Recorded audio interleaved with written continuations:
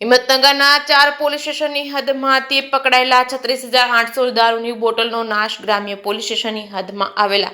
વીરપુરની સીમમાં 1.27 કરોડ દારૂ પર ફેરવવામાં આવ્યું હતું। સાબરકાંઠા જિલ્લાના 4 પોલીસ સ્ટેશનમાંથી પોલીસે પાસ પરમિટ વિના 4 મહિના દરમિયાન ઝડપી લેવામાં આવેલા અંદાજે રૂપિયા 1.27 કરોડથી વધુની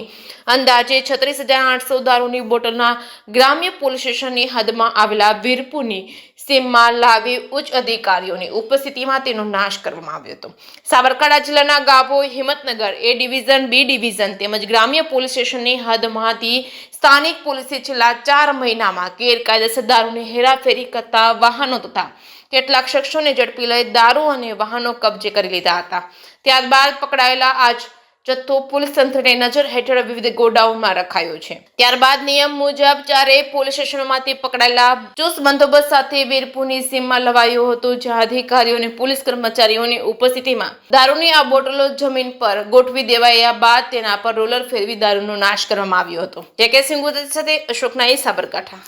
સાબરકાંઠા જિલ્લાના હિંમતનગર તાલુકાના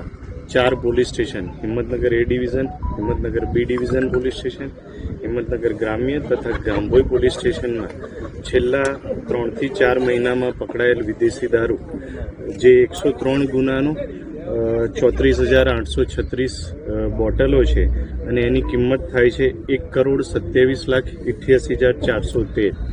જેનો આજરોજ હિંમતનગર બાયપાસ પાસે કોર્ટના હુકમ આધારે